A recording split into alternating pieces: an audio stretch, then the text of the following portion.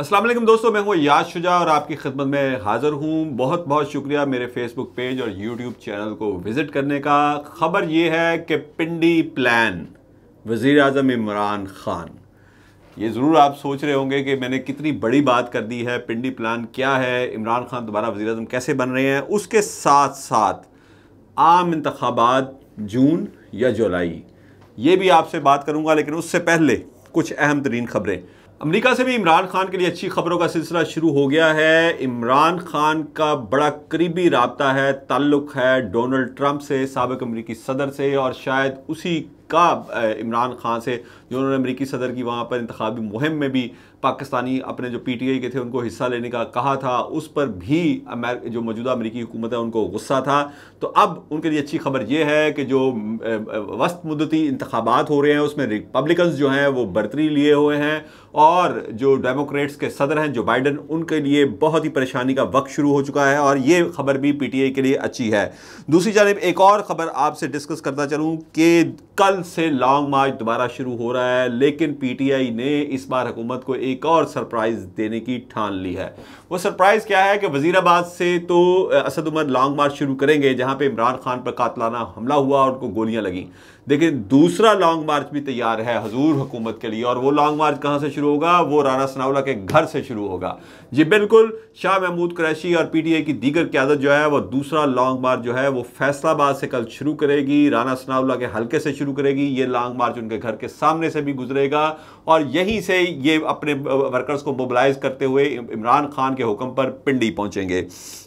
इसके नवंबर के तीसरे हफ्ते में इनका पिंडी पहुंचने का इमरान खान ने इनको कहा है कि नवंबर के तीसरे हफ्ते में पिंडी पहुंचे। और इस सिलसिले में फवाद चौधरी भी वाज़ा कर चुके हैं कि जी नवंबर के तीसरे हफ्ते में तमाम काफ़िले लाजमी पिंडी पहुंचेंगे। इसका मतलब यह है कि नवंबर का तीसरा हफ्ता बहुत अहम है। और यही जो कल पिंडी में एक बहुत अहम इजलास हुआ है उसमें भी कहा जा रहा है कि आइंदा 10 से 15 रोज़ बहुत ही अहम और क्रूशल हैं। ये जो मैंने आपसे कहा वो आपसे बात ज़रूर डिस्कस करूँगा, लेकिन इसमें एक और आपको बात बताऊँ कि ज़मान पार्क में भी लॉन्ग मार्च के हवाले से आज बड़ा ही अहम इजलास जारी है जिसमें बहुत अहम फैसले किए गए, और ये 2 लॉन्ग मार्च करने के फैसले भी उसी में किए गए हैं। इसके साथ साथ सूबाई वज़ीर राजा बशारत की सरबराही में भी आज एक बड़ा अहम इजलास हुआ जिसमें सूबाई मशीर जो हैं दाखिला के उमर सरफराज चीमा समेत बहुत अहम शख्सियात ने शिरकत की, और उसमें फ़ैसला किया गया है वज़ीराबाद में इमरान खान पर कातलाना हमले की जो पुलिस की मुद्दइयत में एक बिल्कुल बेबस किस्म की FIR काटी गई है, उस पर JIT बनाई जाएगी, यानी पंजाब हुकूमत उस पर JIT बनाएगी। इसके साथ साथ एक और बड़ी अहम खबर है कि जैसे ही ये जो पिंडी का कल इजलास हुआ है, जो शहबाज शरीफ हैं वज़ीर आज़म पाकिस्तान, वो मिस्र से सीधा वो अपने बड़े भाई से मुलाकात के लिए निजी दौरे पर बरतानिया चले गए हैं, और ये गुज़िश्ता 6 माह में उनका 8वां दौरा है। और इसके साथ साथ एक और चीज़ आपसे डिस्कस करूं कि वाइट हाउस ने भी बिलाखिर इमरान खान की मकबूलियत, अवामी मकबूलियत को देखते हुए मज़म्मत कर दी है। उन पर जो कातलाना हमला किया गया उस पर वाइट हाउस ने मज़म्मत की है। उन्होंने कहा कि पाकिस्तान के हालात पर गहरी नज़र रखे हुए हैं और इमरान खान पर जो कातलाना हमला किया गया उस पर शदीद तशवीश है। और इसके साथ साथ एक नैब तरमीमी केस के हवाले से भी सुप्रीम कोर्ट ने बड़ा अहम इशारा दिया है पीटीआई को। नैब तरमीमी केस जो सुप्रीम कोर्ट में ज़ेर समाअत है उसमें जस्टिस मंसूर अली शाह ने कहा कि इन तरामीम से पीटीआई को क्या मसला है, जब उनकी हुकूमत आएगी तो अपनी मर्ज़ी की तरामीम कर लें। यानी कि आप इससे समझ सकते हैं कि जस्टिस मंसूर अली शाह का इशारा किस तरफ है कि अगर पीटीआई आइंदा इंतखाबात के बाद हुकूमत बनाने में कामयाब होती है तो नैब को उसकी पुरानी हालत में ही बहाल कर दे। वो तमाम तरामीम जो मौजूदा हुकूमत ने, इम्पोर्टेड सरकार ने अपने मुकदमात से आज़ादी के लिए इसमें की और नैब के दांत निकाल दिए, उसका जो उसमें ताकत थी करप्ट टोले के ख़िलाफ़ कार्रवाई की वो ख़त्म कर दी, तो पीटीआई इसको दोबारा अपनी असल हालत में ले आए। इसके साथ साथ आज़म स्वाति साहब ने भी सुप्रीम कोर्ट में अपना केस जो है इज़्ज़त और राजदारी का वो अपना दायर कर दिया है, और उनका मौक़िफ़ ये है कि फ़ेडरल लॉजेस में उनकी और उनकी बीवी की ये रिकॉर्डिंग की गई है और उस हवाले से उन्होंने सुप्रीम कोर्ट को ये दरख्वास्त की है, ये केस दायर किया है, जिस पर चीफ जस्टिस ने नोटिस भी ले लिया है। दूसरी जानिब उन्होंने चूँकि इल्ज़ाम चेयरमैन सेनेट पे आयद किया था, इसलिए चेयरमैन सेनेट ने भी, और ये कहा था कि चेयरमैन सेनेट का मेहमान था फेडरल लॉजेस 1 में, तो चेयरमैन सेनेट ने भी सेनेटर अब्दुल गफूर हैदरी की सरबराही में इस पर एक कमेटी तश्कील दे दी है जो इस पूरे मामले की तहकीकात करेगी। दूसरी जानिब अंसार अब्बासी साहब जो कि बहुत सीनियर सहाफ़ी हैं और मुस्लिम लीग नून के बहुत करीबी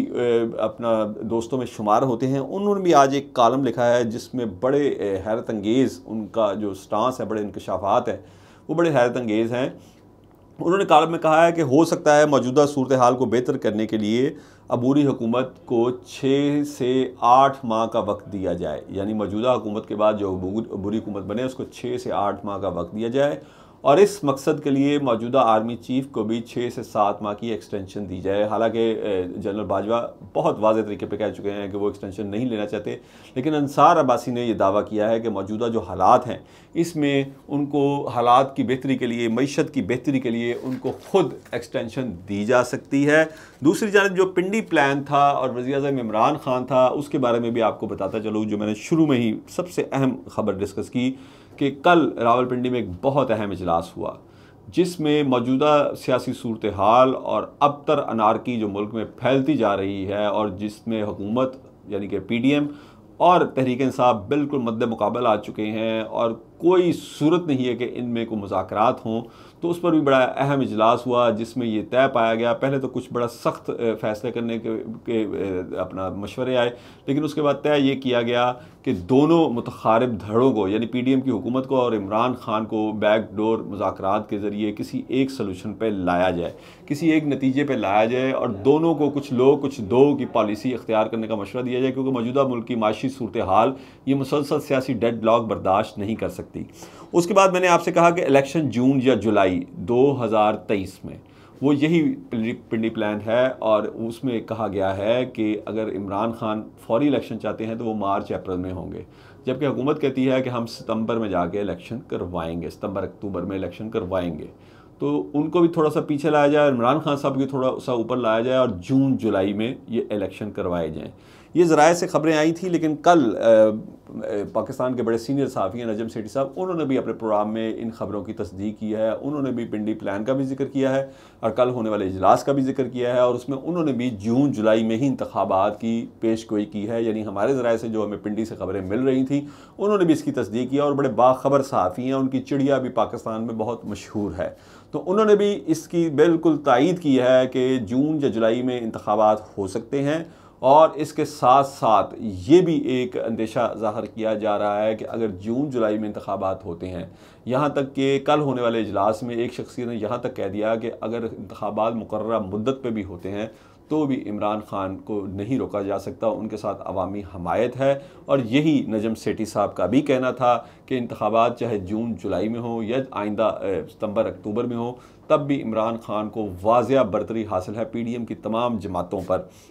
लेकिन नजम सेठी साहब ने कल एक बड़ी अजीब बात की कि ये जून जुलाई के इलेक्शन पर आधी PDM मानती भी है और आधी PDM इस पर राज़ी नहीं है, जिसको जो मुख्तदर हल्के हैं मनाने की कोशिश कर रहे हैं, क्योंकि उनका मौक़िफ़ ये है कि मईशत के हवाले से जितने भी मुश्किल फ़ैसले थे और आवाम में नामकबूल फ़ैसले थे वो आपने हमसे करवाए, और अब जबकि ये हमने वो फ़ैसले करके उसका खमियाजा अपनी मकबूलियत कम करके हमने उठा लिया है, तो अब आप जो है वो इमरान खान की बात क्यों मान रहे हैं। तो ये एक छोटा सा इसमें कॉन्फ्लिक्ट चला आ रहा है। इसके साथ साथ इसी जो पिंडी प्लान है इसमें यह भी तय पाया है कि अगर इमरान खान को चीफ इलेक्शन कमिश्नर पर एतराज़ है तो PDM और इमरान खान के दरमियान मुज़ाकरात करवाए जाएँ, कुछ नाम वो दें, कुछ नाम इमरान खान दें और जिस नाम पर इतफाक़ हो उसको चीफ इलेक्शन कमिश्नर लगा लिया जाए और उसी के तहत इंतखाबात करवा ली जाए, ताकि ये ना हो कि इंतखाबात के चंद दिन बाद ही, जिस तरह के 2013 के आम इंतखाबात के बाद हुआ कि इमरान खान ने धांधली का शोर मचाया, धांधली की तरफ इशारा किया और 2014 को धरना भी दिया।